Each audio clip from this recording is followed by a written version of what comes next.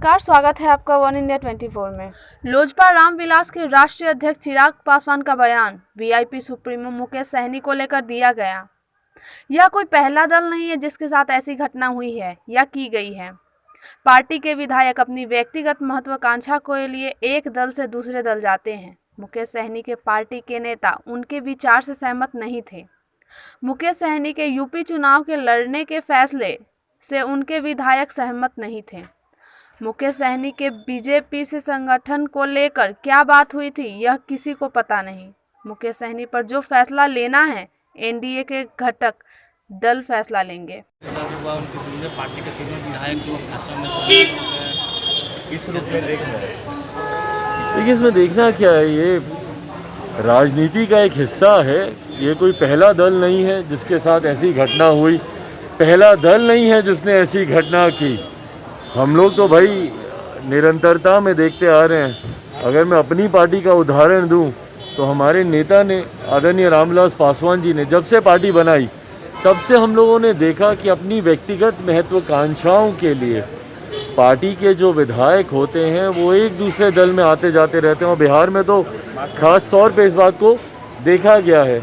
शायद ही कोई ऐसे विधायक होंगे जो किसी ना किसी दल में उन्होंने अदला बदली अपनी महत्वाकांक्षाओं के लिए या कई बार अपने विचारों के लिए भी करते हैं। बट बहरहाल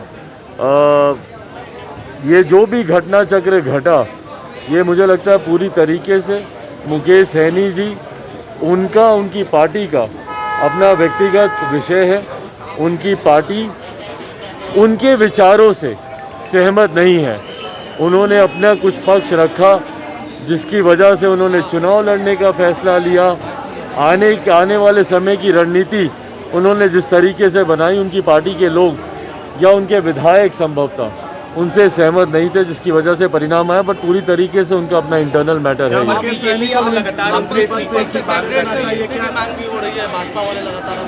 देखिए, मुझे नहीं पता कि उनकी गठबंधन के भीतर क्या बातचीत हुई।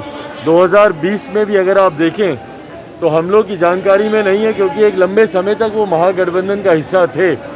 और चुनाव की अधिसूचना के बाद एकाएक वह एनडीए का हिस्सा बने, तो उस वक्त उनकी भारतीय जनता पार्टी से उनकी क्या बातचीत हुई थी, गठबंधन के भीतर उनकी बातचीत हुई थी कि भी नहीं हुई थी।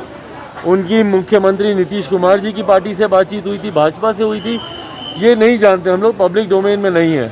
तो किन परिस्थितियों में उनके अलायंसेस हुए, क्या क्या उनकी शर्तें थी अलायंसेस के वक्त, क्योंकि गठबंधन के वक्त ये तमाम बातों का जिक्र होता है। हम लोगों ने भी अलायंसेस किए, हम लोग जानते हैं कि ये तमाम बातों का जिक्र होता है। उनके क्या शर्तें रखी गई, नहीं रखी गई, तो इसलिए ये कहना कि उनको गठबंधन में रहना चाहिए, इस्तीफा देना चाहिए, नहीं देना चाहिए, इसके लिए मैं अधिकृत नहीं हूँ। उनके जो घटक दल हैं वही इस पर फैसला लेंगे। आपकी पार्टी के भी कई लोग जो है जेडीयू में कल शामिल हुए हैं, उनको शुभकामनाएं।